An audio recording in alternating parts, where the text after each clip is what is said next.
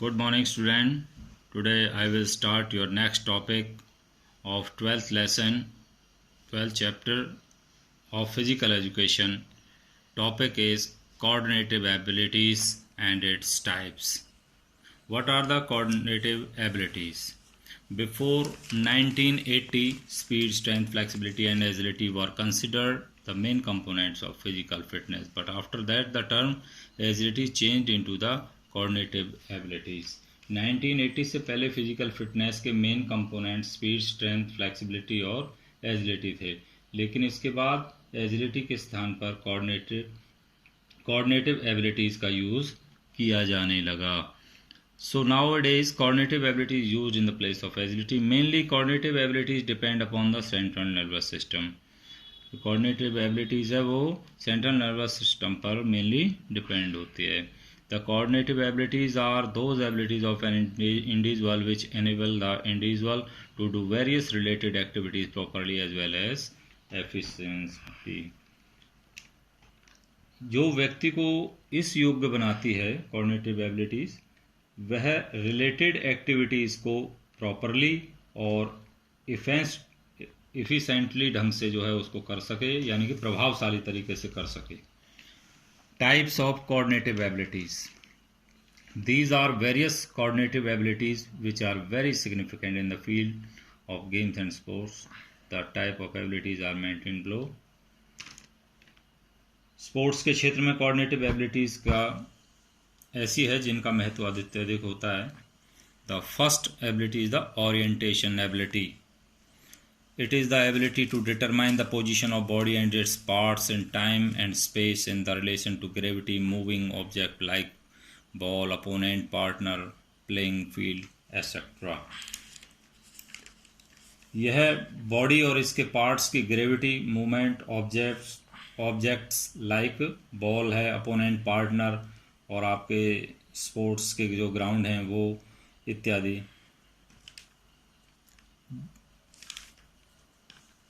This ability depends upon the functional capacity of sensory organs like eyes. ये ability functional capacity of organs या sensory organs like जैसे कि eyes पर depend करती है. Second is the coupling ability. Coupling ability is the ability to combine the movement of different body parts for performing perfect sports movement.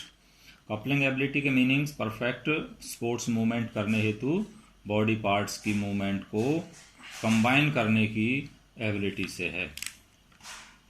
This ability is very significant for approximately all sports, but especially in the teams game, gymnastic and combative sports, boxing, wrestling, etc.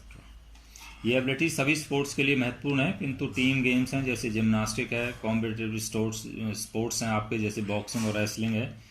इसका हम example दे सकते हैं यहाँ पर कि boxing के दौरान जो हमारे हाथों की जो मूवमेंट है, हाथों की, हेड की, ट्रंक की और फीट की जो मूवमेंट है, यानी कि पैरों की जो मूवमेंट है, उसको संयोजित करना और लक्ष्य की जो हमारी प्राप्ति है यानी एम है, aim achieve to a certain goal, लक्ष्य प्राप्ति हेतु ये आवश्यक होता है.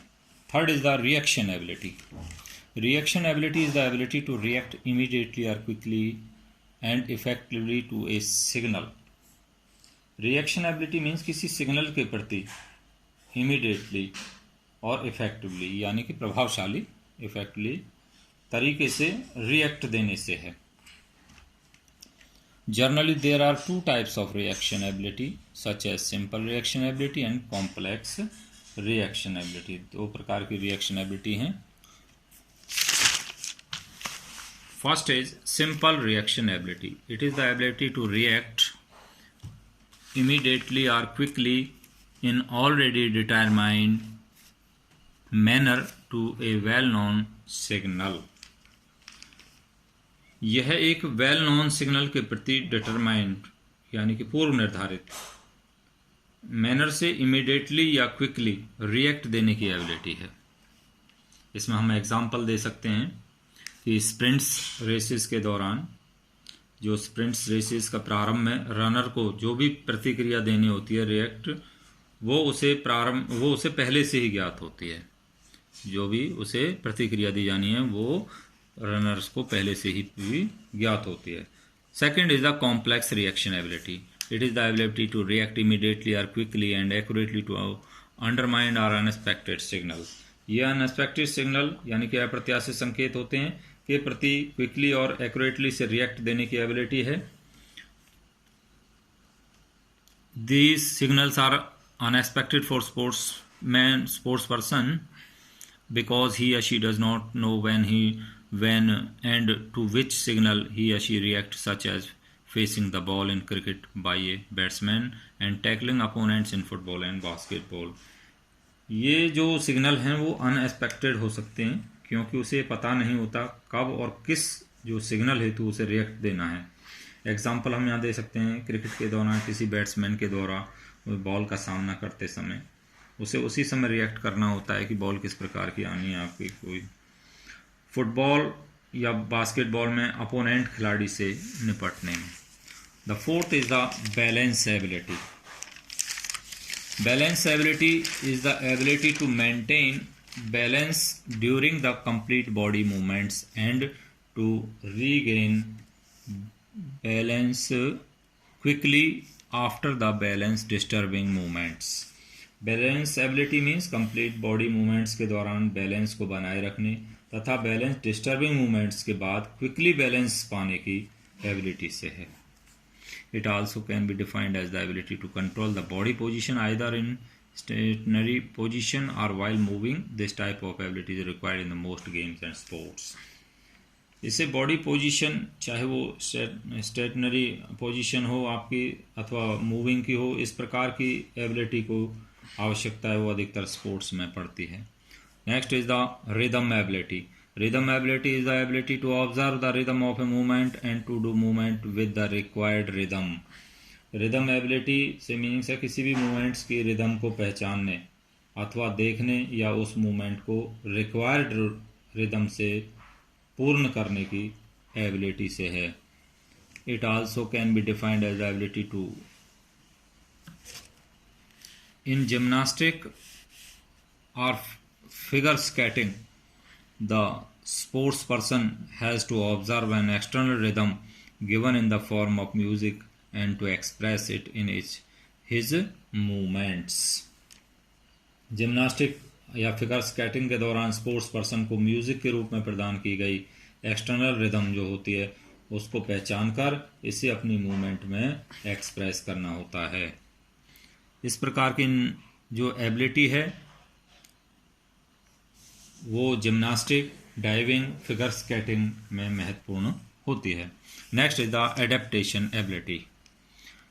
It is the ability to adjust और change the movement effectively on the basis of changes in the situation.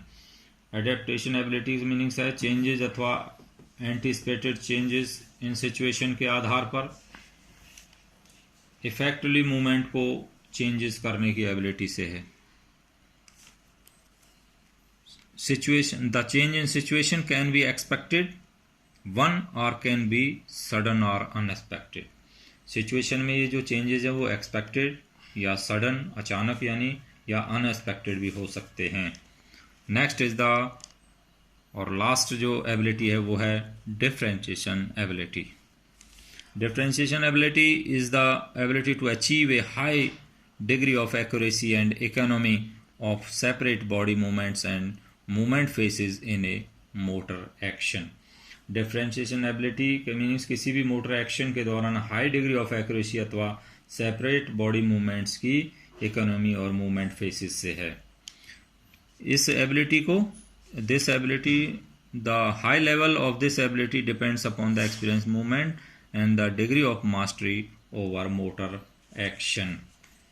इस एबिलिटी का हाई लेवल मूवमेंट के एक्सपीरियंस तथा मोटर एक्शन के डिग्री ऑफ मास्टरी पर भी निर्भर करता है।